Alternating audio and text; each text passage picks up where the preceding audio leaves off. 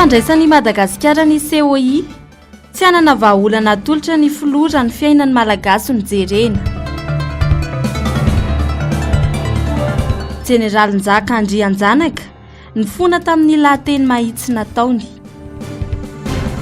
Toe-karem-pirenena tsy hiova hevitra i Trump, tsy vahaolana ny fangatahana, mila manova politika isika hoy Gérard Andrialemrovasson.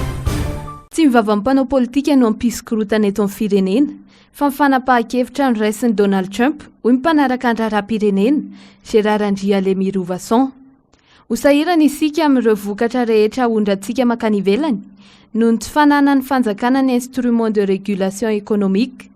Diso lalana ihany ny malagasy nanankina ny tamin'ny Amerika ny tseny iraisam-pirenena hoy ihany Gérard Andrialemrovasson.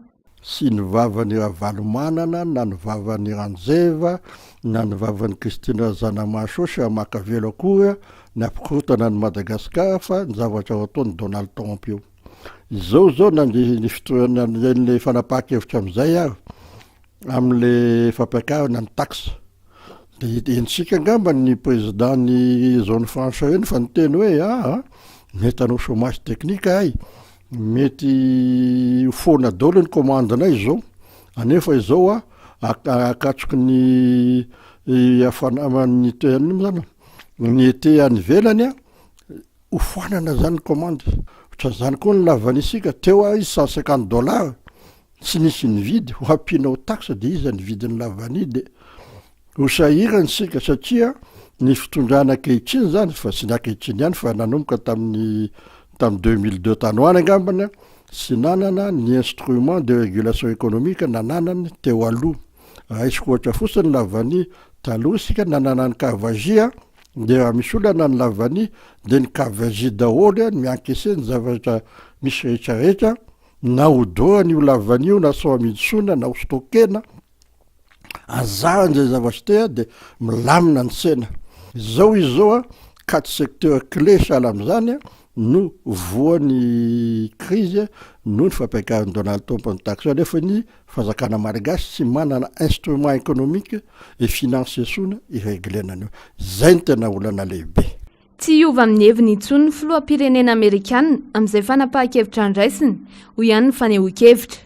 Raha ny vaovao dia tsy hifampiraraha amin'ireo firenena hafa koa i Donald Trump hoy hatrany Gérard Andrialemrovasson. I Donald Trump voandranona raina sy diso ako ny teny hoe sy négocier amin'izanizako. Nesaka tamin'ny omban'ny Européana misy izy tandroany nareo manadalanay fosiny izy fa maninona nareo ny sesitanay nandritra ny fiotaona fa dia izao za dia hiova hevitra amin'izay. Vavany tamina raina zay. Ka sitako zay ho négocienao na mahay diplomatie anao na sy mahay anao dia zay aloha ny vavany, zay aloha ny tapa-keviny. Avy eo indray mandeha ny any Donald Trump zay lazainy vavany dia ataony zay ataony lazainy vavany. Tsy mahomby ny politika natao Madagasikara matoa tonga amin'izao toe-javatra izao isika hoy hatrany ity mpanao politika ity.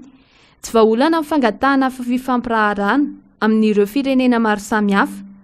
Ny any amahana ny olana dia fanaovana état nouveau na ny fiovana tanteraka amin'ny zavatra tsy mahomby raha ny nambaran'ity mpanao politika ity hatrany.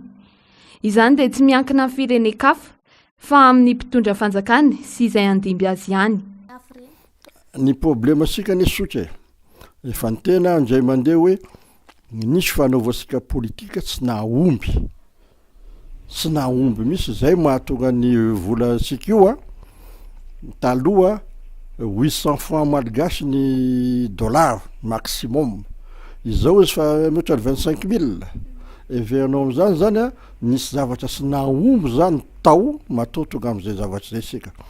Dia nana nisosikevitra ohatra amin'izay hoe manaovinareo état nouveau fa ny firesahana amin'olona sy ny fandehanana mifanazava mandeha aminao négociation sy vahaolana ho sika malagasy satria sika tsy firenena matanjaka fa firenena marefo ary ataon'olo hoe firenena farany mahantra indrindra. Dia nazavaiko tamin'izay hoe ny firenena tratra ny zavatra sahala amin'izao ohatra sika sahala amin'ny la France tamin'ny 1958 dia nanao état nouveau général de Gaulle 5e république. Ohatran'izany koa nataon'ny Salazar ohatran'izany koa nataony Didier Seka tamin'ny 1975 be de be zany olona manao hoe tany vao misy zany hoe miala tanteraka amin'ny fanaovana fitondrana firenena amin'ny zavatra tsy mahomby tokotro zay evana daholo zany a ahafarany a ny ady amin'ny fahantrany io fa nyteneniko misy hoe tokotry hahavelona fianakaviana na hoe mpianakaviana anakay mandavataona zay nanizy dikan'izay a tsy misy manao réforme sociale sika manao réforme économique maromaro a dia manao réforme politique koa sy institutionnel. Isan'ny politika tsy ahitantsika fahombiazana amin'ny fanaovana politika amin'ny fandraha fotsiny fa tsy tena vahaolana ao amin'ny firenena ny katsahana. Ny fanakalozakevitra politikany sy atao andresena fa atao afatarana ny hevitry ny anakay dia afatarana anakay ny hevitry hoe dia anzahany vahoaka maso mandidy misafidy hoe ny aniza nataoko marina fa ny asika zany vao misy sy fitovikevitra politika zay gadrako la novaky dossier la anaoko an'izao la fa tonga andray zany anakay mitondra da ataoko an'izao koa zay zavatra tokotry ovana daholo zay tokotry ovana manaraka an'izay koa ny institution de la république sika mba hanaraka ny fiovana zay tadavitsika ho atao. Nanao fanambarana manoloana ny IAIA sy ny fanoherana momba ny tetika Sabazy Toliara ny ministera ny Arena Kibonitany. Nanamafy izy ireo fanoraisina avokoa ny fepetra iarovana ny tontolo iainana sy ny fahasalaman'ny mponina any amin'ny manodidina, indrindra fa ny momba ny resaka taratra na radioactivité izay nabe resaka hatramin'izay. Araka ny fanazavana, enisanjato ny tany alaina amin'ny fitrandrana no ahitana fasika mavesatra, ary ao anatin'izany dia 2 isanjato no monazite, ka ohatra faingo 3 isanjato amin'ny monazite io no misy uranium. Laza ny ministera fa voajanahary ao anaty tany ireo akora ireo ary tsy mampidoza amin'ny fahasalaman'ny mponina araka ny fanadihadiana. Tsy ahivina koa fa lavitra ny tanàna ny mponina ny toerana hitrandrahana raha ny fanazavana. Na izany aza nefa, nisy ny faneho-kevitra entitra avy amin'ireo mponina sy ny mpanaramaso ny fiainam-bahoaka. Aza fitahanankolaka ny olona hoe asa maro no azo avy amin'io fitrandrahana io. Tany feno baobaba sy fivelomany malagasy ve dia omena vazaha? Sarotiny amin'ny taninay izahay satria ity no arena be nomeny zanahary anay. Hoy Teora Kotovao, iray amin'ireo mponina naneho ny tsy fankasitrahany. Nambarany koa fa hatreto mbola tsy nisy ny valo mazava nomeny ireo tompona andraikitra manoloana ny fanontaniana napetraka mikasika ny fiantraikany fitrandrahana amin'ny tontolo iainana sy ny fiainam-bahoaka. Bizina ho an'ireo olombitsy no antony isisiana nanaovana io fitrandrahana io. Raha toa ka efa nahazo avansy ianareo dia avereno amin'ny vazany vola ny fahazamidy ankolaka ny tanindrazany ho hatrany ny fanamaria ny Teora Kotovao. Nitsipaka tanteraka ihany koa ny fanomezana ranobe ny refy 7,000 hektara ho an'ny vahiny. Tsy misy tany omena vahiny eto na dia iray azy, ampy izay ny akekena. Tsy fankalana fanjakana na vahiny izao fanoherana izao fa tena fitakiana ny rariny sy ny fahamarinana ho hatrany ny Teora Kotovao.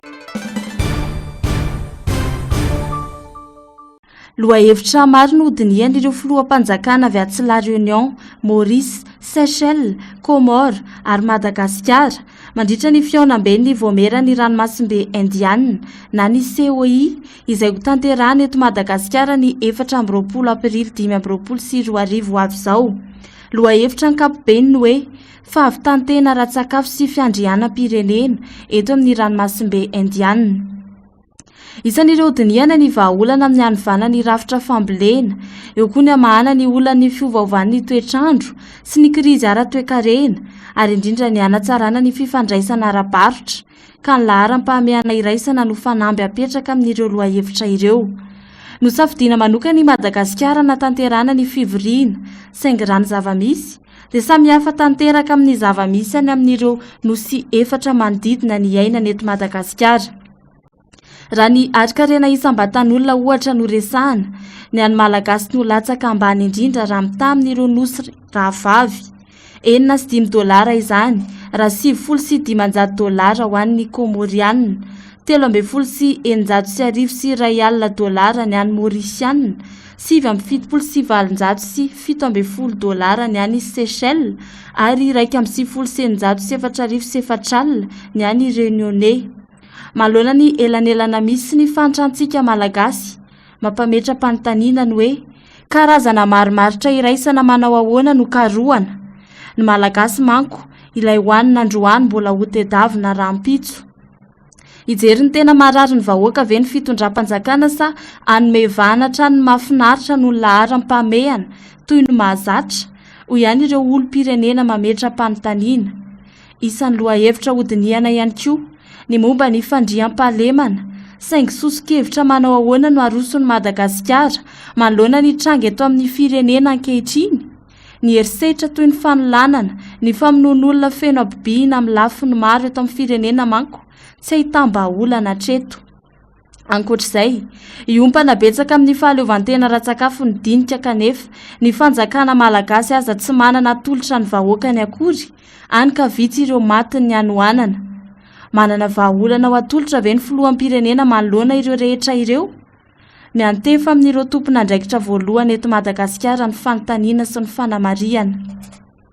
Maro lafy ny olana eto Madagasikara, mangony fotsiny tsy fanajana ny demokrasia sy ny fanakanana ny fanehoan-kevitra. Tsy vita ny fanadiovana na koa ny fanamboarana ireo toerana na lalana mety ho lalovan'ireo vahiny izay zary ivelany fotsiny ihany, fa any amin'ny fototra sy laharam-pamehana ny tena marary ary nina tsy jerena. Fehiny, sary toerana i Madagasikara manoloana ny fandraisana ny fiaonany voamerany ranomasimbe Indiana na ny COI. Zako hoe tena kikika mihitsy zay tiako mampita satria efapolo taona no niasako tato anivon'ny zandarmeriam-pirenena, efapolo taona sy fito volana. Ary nitana fibaikona tamin'izany nandritra ny 3 taona ka mba afaka milaza ihany hoe mafatapantatra nyity zandarmeriam-pirenena ity. Nandritra n'izay efapolo taona zay dia izaho no isan'ny manamboninahitra tsy ary détaché mihitsy fa tatrona nanatra andro azy ka te hikikika ho antsika eny an-kianja tanindrazana sy lalàna fa mampalahelo fa ohatrany mandalo kion-dalana hafahafa ny zandarmeriam-pirenena ka te hikika hoe aoka re iverina ka hanaja hitandrina toy ny anak'Andriamaso ny lalàna sy ny fifehezana. Fa aoka ho fantatsika fa zavatra anankiray ataonao any an-kianja dia voany tenanao volo vady aman-janakao volo mpiara-miasa aminao ary afa baraka ny zandarmeriam-pirenena. Aoka zay ampy zay fa atao iverina amin'ny lalàna sy ny fifehezana isika. Maro ny zandarmiasa saingy tratrany atao hoe ny fandio raisiny tsy mahaleo ny fandoto ray tandroka ka dia te hikikika zahay monsieur le ministre amintsika any an-kianja zany aoka mba ho tonga any itsy oka zay zalahy oka zay zavavy ty tsy fanarahan-dalàna ty fa tena ho fatiny zany sika ka raha tiana ho mafy ny zandarmeriam-pirenena noho ny zavatra ataonao ve dia anjary harefo ny zandarmeriam-pirenena. Tena kikika avy ety aminay ty ivelany zany zay efa manomboka mitazana hoe manahoana ny asan'ireo zany aza tsy raha ohatra ka ny tenan'izay fa everiko fahadidy ho anay zoky ny miteny hoe tena tokony andinika marina atsika fa somary hafahafa ny zavatra misy tatoato. Inona rantsika teo iny lahateny nataon'ny jeneraly Njato Andrianjanaka nandritra ny fanamariana ny andron'ny zandarmeriam-pirenena tetsy amin'ny Tobra Tsimandrava ny 4 Aprily lasa teo. Rafitinina ny nambarany dia ny hoe mila manara-dalàna ny zandarmeriam-pirenena. Ampy izay ny tsy fanarahan-dalàna izay miteraka fahafahambaraka sy miantraikany amin'ny fiainan'ny olom-pirenena. Mila miverina amin'ny lalàna sy ny fitsipika ny eo anivon'ny zandarmeriam-pirenena raha tiana ny hatanjaka eo amin'ny asa ho an'ny mpiray tanindrazana. 5 andro aty aoriana nefa nanao fanambarana ny tenany, nitondra ny teny fonana manoloana io lahateny nataony io izay niteraka fanafitohinana raha ny fanazavana. Nilaza ny tenany fa fitiavan'ny zandarmeriam-pirenena nahatonga azy nanao ny lahateny izay niteraka fanafitohinana ho an'ny maro ka antony nanaovany ny fifonana ampabe maso. Hoy ny lahateny izay nataoko tamin'ny 2 Aprily nandritra ny fankalazana ny andro ny zandarmeriam-pirenena teo amin'ny Tobra Tsimandrava dia ambarako mazava fa izaho nanao ny kabariny dia nety ny hafanampo amin'ny fitiavana ny zandarmeriam-pirenena noho ny fitazonako ny fibaikona teo aloha ka nahatonga nanao fanentanana mba hanajany ireo zandary ny fitsipifehezana amin'ny fanatanterahana ny asany satria dia mafy loatra ny fanakianana sy ny fanenjehana ny gendarmeria tatoato na dia fantatra azy fa besaka miezaka izay atao ho fampandrina fahalemana ny tany. Noho izany maneho ny fialan-tsiny aho eo anatrehana Andriamatoa Filoha Repoblika zay lehibe faratampon'ny Foloalinday, eo anatrehana Andriamatoa Premier Ministre lehibe ny gouvernement, eo anatrehana Andriamatoa Ministre délégué misahana ny gendarmerie-pirenena, ary eo anatrehana Andriamatoa commande ny gendarmerie-pirenena noho ny fanolotohinana izay mety ho nateraka izany lahateny izany. Maro moa ireo fanehoan-kevitra tao amin'ny tambajotra an-tserasera mahakasika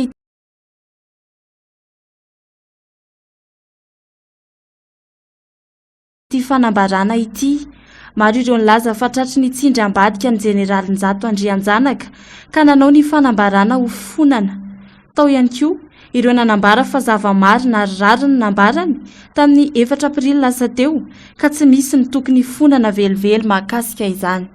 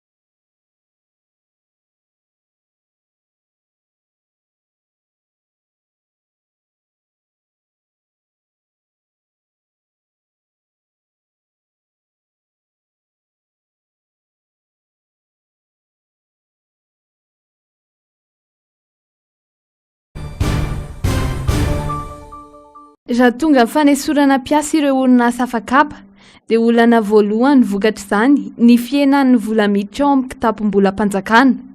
Ny orinasa afakapa mantsy no mamelona na ny isam-batan'olona na ny ao amin'ny kitapom-bola mpanjakana na ihany koa ireo sehatr'asa hafa manodidina an'ireo orinasa afakapa ireo, hoy ny mpamakafaka toe-karena Fidèle Randry. Vokany iaina avokoa ny fidiram-bola an'ireo rehetra ireo.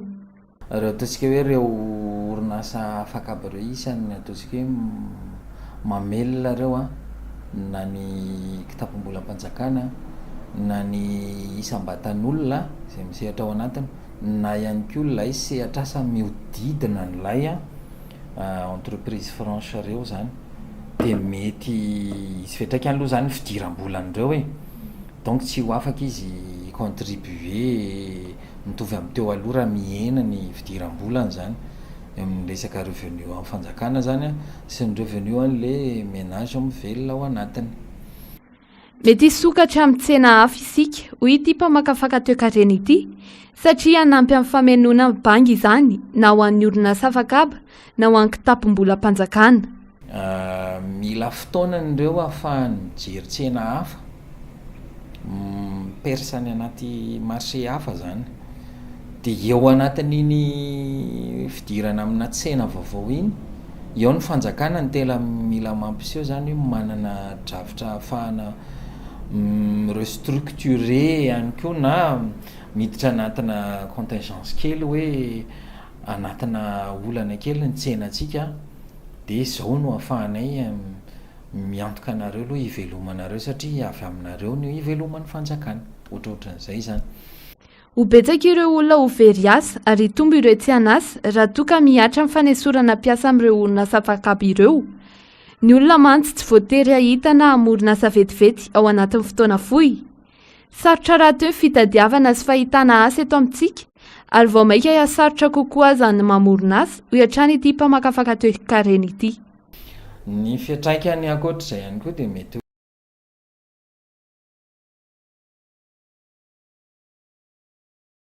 hoe resaka fidiram-bola an'ilay isam-batan'olona aloha zany fa ao anatin'le resaka asa zay no tiako tsindriana kely hoe tsy voatery rehefa niala tao amin'le sehatra asa izy dia tonga dia havita hanao reconversion any amin'ny resaka fandrarahana madinika aloha na ihany koa hoe tonga dia afaka hiditra amina orinasa vaovao indray tsy tena misy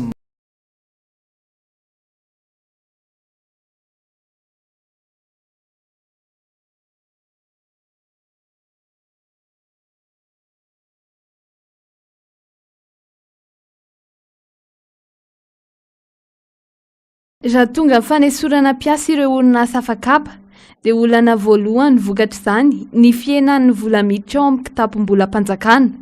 Ny orinasa afakapa mantsy no mamelona na ny isam-batan'olona na ny ao amin'ny kitapom-bola mpanjakana na ihany koa ireo sehatra asa hafa manodidina an'ireo orinasa afakapa ireo, hoy ny mpamakafaka toe-karena Fidèle Randry. Vokany hiaina avokoa ny fidiram-bola an'ireo rehetra ireo. Raha ataontsika hoe ireo orinasa afakapa ireo isany ataontsika hoe mamelona ireo na ny kitapom-bola mpanjakana na ny isam-batan'olona izay misehatra ao anatiny na ihany koa ilay sehatra asa mihodidina n'ilay entreprise franche ireo zany dia mety izy fiantraikany aloha zany fidiram-bola an'ireo e, donc tsy ho afaka izy contribuer mitovy amin'ny teo aloha raha mihena ny fidiram-bolany zany amin'ny resaka revenu amin'ny fanjakana zany sy ny revenu an'le ménage mivelona ao anatiny. Mety hisokatra amin'ny tsena hafa isika hoy ity mpamakafaka toe-karena ity satria hanampy amin'ny famelona amin'ny bangy izany na ho an'ny orinasa afakapa na ho an'ny kitapom-bola mpanjakana. Mila fotoanan'ireo ahafahany mijery tsena hafa persany anaty marché hafa zany dia eo anatin'iny fidirana amina tsena vaovao iny eo ny fanjakana ny tena mila mampiseho zany hoe manana drafitra ahafahana restructuré ihany koa na miditra anatina contingence kely hoe anatina olana kely ny tsenantsika dia izao no ahafahanay miantoka anareo aloha hivelomanareo satria avy aminareo ny hiveloman'ny fanjakana ohatrohatran'izay zany. Ho betsaka ireo olona ho very asa ary tombo ireo tsy hanasa raha toka miatra amin'ny fanesorana mpiasa amin'ireo orinasa afakapa ireo. Ny olona mantsy tsy voatery hahita na hamoronasa vetivety ao anatin'ny fotoana fohy. Sarotra raha teo fitadiavana sy fahitana asa eto amintsika ary vao maika hiasarotra kokoa zany mamorona asa ho iatrany ity mpamakafaka toe-karena ity. Ny fiatraikany ankoatr'izay ihany koa dia mety hoe resaka fidiram-bola an'ilay isam-batan'olona aloha zany fa ao anatin'le resaka asa zay no tiako tsindriana kely hoe tsy voatery rehefa niala tao amin'le sehatra asa izy dia tonga dia havita hanao reconversion any amin'ny resaka fandrarahana madinika aloha na ihany koa hoe tonga dia afaka hiditra amina orinasa vaovao indray tsy tena misy migarantira an'izay aloha fa ny fantatra dia hoe sarotra ny mitady asa eto no ny antony maro be zany fa eo ihany koa hoe mbola sarotra ihany koa ny mamorona asa. Ny famoronana asa iny moa eo le resaka hoe enti-manana ara-teknika sy ny enti-manana ara-bola manano sarotra daholo zany zavatra zany fa dia hoe tsy mora io any toe-karena malagasy. Resaka business ny fampiakarana abatseranana ka tsy misy fitserana izany fa rehefa izay no fanapahan-kevitra andraisina dia tanterahina hoy ity mpamakafaka toe-karena ity. Tokony tsy andro fanapahan-kevitra avy amin'ny firenen-kafa ohatr'izao ny fanjakana vao handray fepetra fa tokony efa nisy ny fepetra napetraka ary manatanteraka izany no atao rehefa tojo-olana tahaka izao ho hatrany ny fanazavana. Tsy maintsy fomban-javatra ihany reny, fomban-javatra ihany reny satria io resaka business resaka business io any amin'ny resaka business zany tsy dia tena misy hoe fitserana sy ho an'le tsenantsika ao amin'ny ago any tiako resana amin'izay raha vao tsy ahitany tombony dia mijanona zay le tiako tenena ao amin'le resaka fitserana. Donc tsika zany mila mahay manararoatra rehetrarehetra zany zavatra mila tadidy fotsiny de hoe tsy tokony miandry zavatra ohatran'izao fanapaha-kevitra avy any amin'ny firenen-kafa ohatra zao a vo hoe miditra amina mesure zany tsika satria lasa vonja rano vaky foana zany a ny mesure zay raisitsika raha ohatra ka miandry choc na miandry événement tsika vo mandray fanapaha-kevitra fa mila tsika efa karazany efa manana vina zany sy miprevoir an'izay hoe raha miditra anaty kion-dalana ohatra zao de ahoana ny ataotsika. Omaly moa nanambara ny filohan'ny fikambanan'ny orinasa afakabana ny GFP Trantinio fa misedra fasarotana ny orinasa afakabana ho fiakarany Abatseranana makany États-Unis ho 700 isan-jato. Vokany mety isy fandraisana fanapaha-kevitra toy fanesorana piasa sy mifampitsarana ny asa na ny chômage teknika ao anatin'ireo orinasa afakaba ireo raha ny fanazavana. Andrasana ny fivoaram-baovao.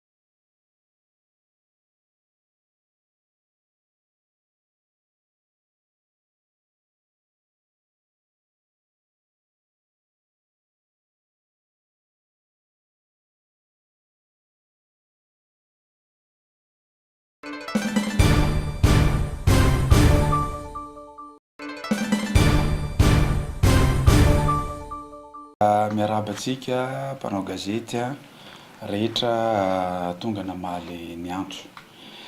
Nanao an'izao antso zao conférence de presse nataoko mba hitondrana fanazavana bebe kokoa momba ny raharaha tany Toliara izany. Izaho sy teny Rendrena Soloniaiko solombavambahoaka ny Toliara voalohany lany tao Toliara voalohany fa ny telo moa no nahalany ahy ho solombavambahoaka ary voalohany foana aho lany tamin'ny fomba ara-demokratika tsisy halabato nahalany ahy zany. Ray zay faharoa manaraka an'izany dia didiny lalàna izahay solombavambahoaka hanao tatitra amin'ny vahoaka. Raha ny règlement intérieur zany hanao amin'ny tatitra amin'ny vahoaka zay nifidy anay. Fa ny lalam-panorenana kosa dia mandidy anay hanao tatitra amin'ny vahoaka. Zay no zavatra nanery ahy nanao an'iny fangatahana. Raha tsy tokony natao akory satria ny lalam-panorenana fa nandidy. Fa tonga ny teny fotsiny hoe handeha hanao tatitra. Raraka ny lalàna. Fa mba tsy hisiany olana dia nanao an'io fangatahana io aho ary ty tompoko ny fangatahana nataoko tamin'ny préfet tao Toliara nanao fangatahana tao. Betsaka ny olona nometsiny fa maninona na 20 andro zao mihitsy satria tamin'ny 31 mars no nangataka tamin'ny nangataka nandefa ny taratasy io. Dia betsaka ny olona niteny fa maninona ela loatra fa maninona tsy tonga dia natao. Ny antony tompoko dia zao mba hafa nanome fotoana mba hahafahantsika satria nafanafana ihany raha tao Toliara mba hahafahanareo mpitandro filaminana sy ny tompona andraikitra rehetra mandamina ny tany. Tsy nahazo valiny aho ny azoma 6 teo zany nahazo valiny aho tamin'ny 6 avril tamin'ny préfet fandavana. Donc zany nolaviny andriamatoa préfet zany ny fangatahako na dia nalefako talolo. Inona zavatra tiako tenena? Zavatra tiako tenena dia zao akoatrin'izay aloha ho tantarako ihany nisy fanambarana taty aoriana amin'izay. Fanambarana nataony namana rahalahy solombavambahoaka maromaro miaraka amin'ny fitondrana ny teny hoe nisy famoriam-bahoaka tsy nazahoana inona moa anaran'ity tsy nazahoana alalana zany. Dia nisy koa fanambarana nataony président fampitsahivana angambany nataony président ny antemeram-pirenena fa didina zany izahay solombavambahoaka hanao tatitra didiny lalàna ary ny teny izy amin'ny toerana izay nahalany azy. Ka eto tsy zarery ihany tonga tany fa nisy koa ireo solombavambahoaka namana nanotsina tonga tany ary araka ny lalàna zany ary hitantsika tsara fa misy manao samboady na misy koa misy zavatra ataony événement atao betsaka ireo solombavambahoaka tsy lany tamin'ny toerana raha manatsika an'izany. Noho izany zany fomba fataon'ny solombavambahoaka rehetra ka ireo solombavambahoaka avy ao amin'ny fanoherana tompoko dia tonga tany hanotsina ahy koa ary tamin'ireny fisakanana zay natao reny dia fifananam-paharazana andeha hanotsona ny solombavambahoaka namana sy tena Rendrena Soloniaiko izahay. Zay zany ny zava-nisy. Rehefa tamin'iny maraina tamin'ny 9 avril iny dia mivory izahay hoe inona no tokony atao satria voasakana izahay. Zahay tao anatin'ny fivoriana dia nisy miaramila avy amin'ny miaramila, zandary, polisy nanapaka tanteraka ny lalana teo amiko tsy namelanay ny voaka intsony. Ina moa nitenenako an'izany? Nitenenako an'izany zany nanomboky teo hatramin'ny alina tsy afaka ny voaka, tsy afaka nanao ninina intsony izahay. Ray zay. Manaraky nio nisy ray aman-dreny tao. Reo ray aman-dreny reo no niraisiko namangy ahy tao hoe inona tokony atao satria adidinao no manao tatitra. De reo ray aman-dreny reo koa ny antsoina ny préfet hoe eo no aminao reto ray aman-dreny reto. De nandeha tany amin'ny préfet koa ray aman-dreny reo. Tena ohatry ny filoham-pirenena mihitsy hoe katikaty ngeza be aloha, katikaty ao afara, gendarme sy miaramila, roapolo any angamba mitondra an'zareo tany. De rehefa nivery moa de nanda tanteraka préfet. Satria nisy fangatahako koa hoe avy alao zaho rery no anao tatitra tsisy ninina. Tsisy na sono satria niteny préfet zay sono mandeha eo tonga de ho sazina zay tompony sono. Estrady ampiasainao sazina zay tompony estrady ampiasainy citenao. Ny tompony tany zay nanome fe privé nangatahako fa tsy nangataka ny fanjakana fa fantatro hoe mety tsy ome hoe ho sazina daholo. De avy alao zarery ihany no anao tatitra eo dia miaraka amin'ny mpanao gazety de manaraka ny vahoaka ny Tuiliara zany. De avant les 6 zany no atao koa ny fianonan'ny vahoaka. Ka eto de miteny amintsika vahoaka malagasy rehetra. Zaho sy teny Randrianasolo miaiko. Tsy mahasiteny ahy no namoriko ny vahoaka ny Tuiliara fa mahasolombava mba hoaka any siteny Randrianasolo miaiko. Fefa nivory intelo izahay. Dikan'izay zany tsy maintsy manao tatitra amin'ny vahoaka aho satria hivory koa izahay de tsy maintsy miheno ny vahoaka ny Tuiliara koa ny tenako. Zay ny antony nahatonga nangataka ny fangatahana iny. Fa sady tsy vitany hoe tsy nomena aho ny hanao an'io tatitra tsy navela ny lavina ny fangatahako fa mbola nio didiny miaramila tsy navela ny voaka mihitsy sy tena Randrianasolo miaiko. Teo zany no nahatonga ny vahoaka am'izay nanapa-kevitra. Vahoaka ny Tuiliara zay nivorivory am'izay hoe andaotsika andeha haka an'le député. Mbola tsisy angamba ny tantara hoe mitady hoe alaivo any député nay anao kabary aminay. De tsy nanaiky an'izay moa de teo no nahatonga le fifandonana nisy tamin'ny force sy ireo vahoaka ireo vokatsiny nisy naratsa. Hitantsika tsara iny Ramatona laza be teny iny iny le sarina vahoaka vaky tanteraka ny lohany. Zay nahatonga azy nanao an'ireny fihetsiky reny satria zairina mihitsy ny lohany navoakatsika tamin'ny navoaka tao ampazy tao iny zavatra iny. Ka izay fifandonana zay de vokatsy fitadiavany ireo vahoaka reo ny zony ieno ny ieno ahy hanao an'le tatitra indrindrandrindra ieno an'zareo am'le zavatra mahakarary an'zareo hoentina tia amin'ny fivorianay am'le 6. De ny teny moa izy hoe aorian'le satria misy ny antony nandavana koa hoe misy fivoriany économie bleue jeune africaine be de be ho tonga ty Madagasikara. De misy koa fivoriany Océan Indien ty fahatongavany filoham-pirenena maromaro anisan'izany filoham-pirenena frantsay.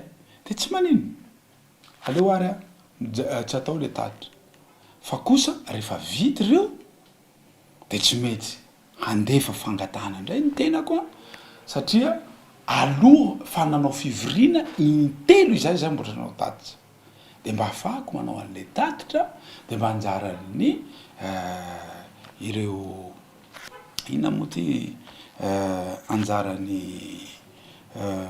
ny miaramila moa no miaro ny fananana miaro ny vahoaka sy ny fananana. De za koa mino fa tsisy olana eo. Profony zany iny Ramatoa iny ihany izy mpivarotra tsy nandeha tan'izany fihetsiketsehana zany fa nandeha nitsabo tena tany izy miverina teo ndray tsisy verina zavatra fananana. Ka izay no zavatra tiako tenenio hoe ny tatitra tsy maintsy hatao ary ny fianonana vahoaka koa tsy maintsy hatao de aleoloha raha ny fangatahany préfet ty de hipetraka zay zavatra fa manoloana ny zany rehetra izany dia nisy moa fanambarana nataon'ireo rahalako tao amin'ny raha tao amin'ny bazinay député pro fanjakana nanameloka ny fivoriana za tompoko tsy mivory aoka zay azava aloha za tsy nivory za ny bloqué ny miaramila tao de nyteny koa ny filohan'ny antemera-pirenena tsisy mahadiso a satria le teny filohan'ny antemera-pirenena ny teny nataony hoe didiny anao anao tatitra za tompoko nangataka anao tatitra ary mbola angataka ndray anao tatitra donc zany tsy tokony fa ina le olana ny tompona andraikitra tany zany ro nanakasakana aniny fanaovako tatitra iny zay fanatanterahako lalam-pandorena ka ny fisiny bureau permanent sy ny président ny temera-pirenena de natao hanampy ny solombavam-bahoaka rehetra mba hanatanteraka ny asany zay takiny lalam-panorena donc taminay taloha zany rehefa misy tatitra ohatran'ireny na misy famitsarany samboady de zahay mihitsy ny ary no manome indamité an'le député zahay mihitsy no manome iza namana andeha de manome frais koa no namana assemblée mihitsy mipay an'izany resaka hoe solidarité hoentin'ireo député ary zavatra misy zany zay zany ny antony hoe mba handefa taratasy koa ny tenako any amin'ny filohan'ny temera-pirenena mba hanampy anay mba hafanay mahavita ny asa na zay ataonay amin'ny vahoaka zay takiny lalam-panorena tahaka an'izay koa ny lehibe ny gouvernementa no chef ny administration eto amin'ny fanatantarany lalàna de angataka fionana aminy koa ny premier ministre hoe mba hamoramora hampirinja tsara ny fananaovanay fanatantaranay ny lalàna satria andraikitra zany zavatra zany ka mangataka izahay zay sakasakana atao a mba hanarina an'izany tsy hanameloka zay sakana atao any fotony satria fanatanterahana ny asanay le izy zay takiny inona moa anaranty zay takiny lalam-panorenana zavatra tiako tenenina kosa de zao ny fanoherana moa na angingina sa ampanginina zahay rehefa mangataka hoe mba omeonareo zahay ohatra iny le nitenenako hitsiko le teny hoe raisiray raisiray na niteneniko iny tsy raisiray miaraka amin'ny force fa raisiray miaraka amin'ny anto vahoaka no ny fitondrana hoe ny teny zareo zahay tsy mahavory vahoaka fa ry zareo mahavory vahoaka de tsy maninona andao ary hoe anao raisiray tsika omena anareo 13 mai mamory vahoaka nareo de raha pitsoniny koa omena anay koa 13 mai de mamory vahoaka zahay zay ny raisiray teneniko iny tsy zahay no mangingina fa ezana potehina io a fa tsy voapotika jerevo tsara fa tonga tany ane ireo solombavama ina koa moa olona élu ane reo raha misy fanoherana ara-dalàna araka ny lalàna am'izao fotoana zao dia ny député lany ao mifiraisaka reo no nametraka taratasy reo no ara-dalàna eto Madagasikara raha ny fanokerana ny tenena fantatray a fa manana problème ara-sosiala be isika am'izao fotoana zao raha tsy hiteny fotsiny ny rano raha tsy hiteny fotsiny ao a ny délestage raha tsy hiteny ao a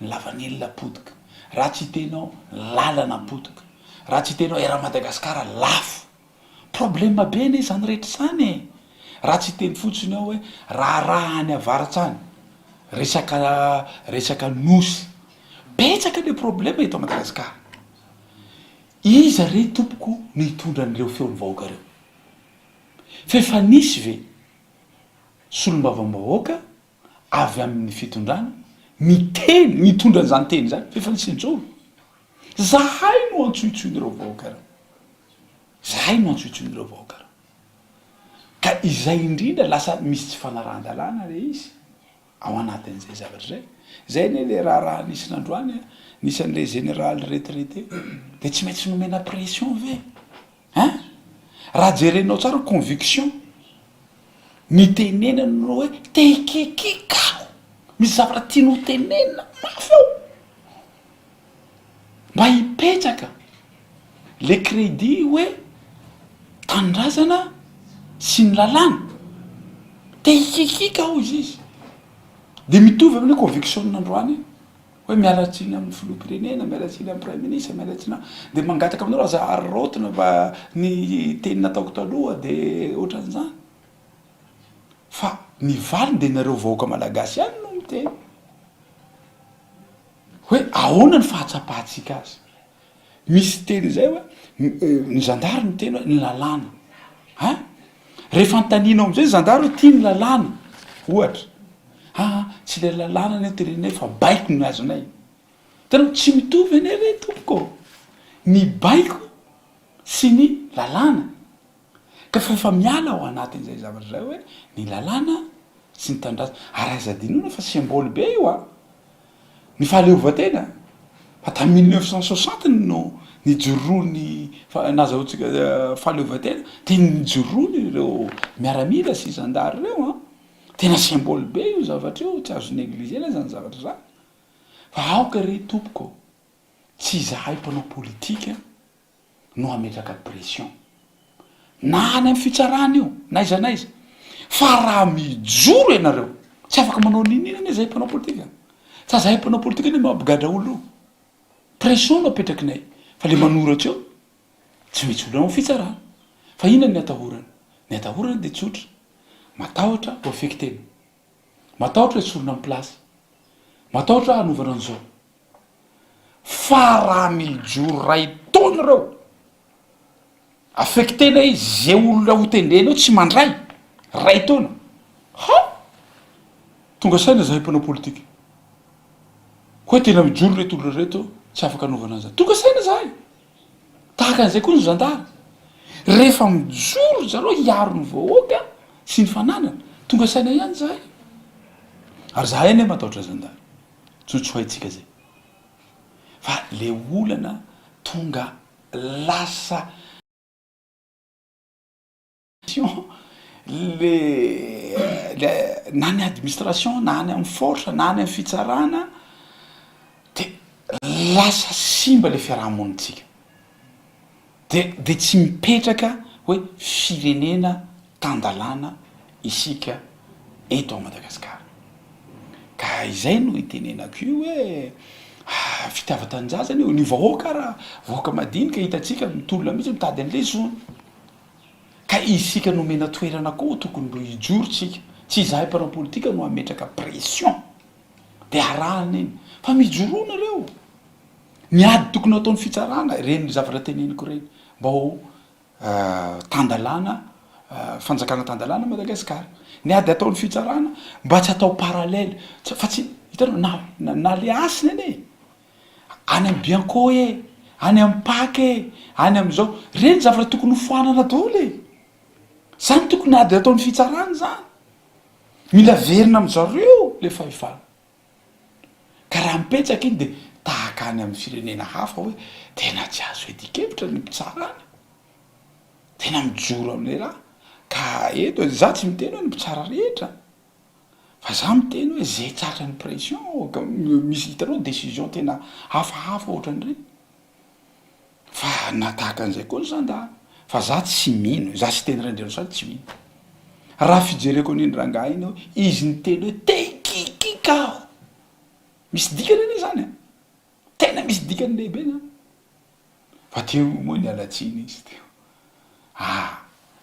un général kosa tsy miteniteny foana zany samasa miteny un général rehefa miteny izy tena miteny mihitsy zay mahagena indrindra fa général retraité izy fa eo moa le ary izy ane tsy niteny ratsy ny filoham-pirenena e tsy niteny ratsy ny prime ministre e fa nananatra ny zandry no nanary tsika eny amin'ny terrain izy izy sady handoto ny imazy ny gendarme zany fiarovany zany maharay aman-dreny azy fa mivavaka manofoko zany mba ho tonga ho hiverina amin'ny fanjakana tandarana atsika ndraika te hilamina atsika ny ambany lanitra rehetra ka ho antsoina hoe nosy sambatra Madagasikara. Ny hemitra ny 12 aprily ho avy izao ny raharaham-pitsarana tokony nataony 4 aprily momba ny fitoriana napetraky ny orinasa amin'ny fitsarana mikasika ny tsy faneken'ny didim-pitsarana teo aloha. Raha tsy haivina dia nanome rariny ireo mpiasa mitaky ny zony ny didim-pitsarana rehetra mivoaka teo aloha ka izany no antony fitoriana. Tsy niasa mambolana maro ireto mpiasa no tapahana ny karaman'izy ireo vokatra ny fahatapahan-jiro ka izany no antony fitokonana nataon'izy ireo.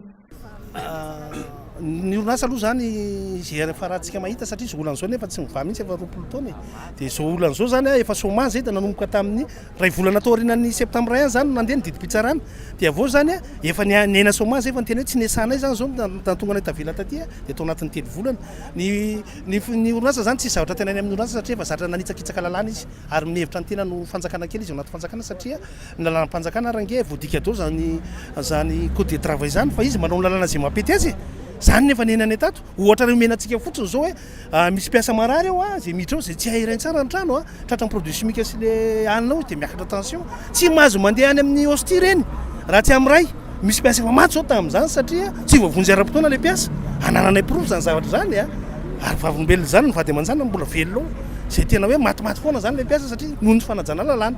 Efa nisy ny asa fanelanelanana natao ny alatsinainy lasa teo. Nisy anefa ny tsy voavaly tao anatin'izany ka niandry izany nanoloana ny orinasa ireo mpiasa androany. Fitakiana ny zo tokony ho azony nandritra ny fanapahana karama no andrasan'izy ireo. Anay zany efa nandeha tamin'ny alatsinainy dia nisy point anankiray moa zany ny teo no tsy tapaky ny solotenan'ny PDG dia mihemitra androany zany izy androany amin'ny roa satria nitakinay tao anatin'izay koa zany ny fanapahana karamanay nandritra ny 20 taona zay misimisy any zany nitapahana taminay satria le orinasa fa tena zatra hoe manitsakitsaka ny lalàna foana zany satria raha nandeha chômage zao zay dia tena tanapolo nety nefa tsy nahazo ny zay tokony sitrana tao anatin'ny chômage zany nandamité de chômage zay hoe hijerena ny survivre sy ny zovotra maha-olombelona sy ny zovotra mampiasa. Tsy von'ny fampiresaka tsotra sy fampiraraha amin'ny reto mpiasa ny orinasa raha ny filazan'ireo mpiasa. Nisy ihany koa ny filazana fa tapitra ny chômage teknika ho an'ireo mpiasa fa afaka miverina miasa izy ireo. Tokony tamin'ny alatsinainy teo no niatra izany araka ny fifanarahana tamin'ny didim-pitsarana teo aloha. Hatreto zany le orinasa manery misy harcèlement moral misy fampiroroana zany atao le mpiasa hoe tsy mahazo mandingana etsony ary tonga dia licenciaire vao tsy manao soni misy fanangonana tsoni tsy mijanona zany ao anatiny eo ho an'le namana eo tena mijaly le mpiasana eo dia zay zavatra zany nataony zany hoe mbola mitady tsy vonona ny lamina sy fampiresaka mihitsy izy zany.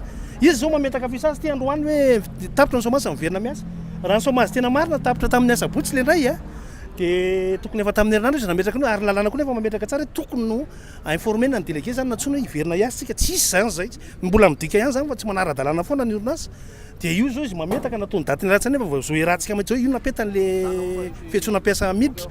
Hatreto mbola miandry ny didim-pitsarana ho avy ny toy indrarà raha ny fanazavana ireto mpiasa trany.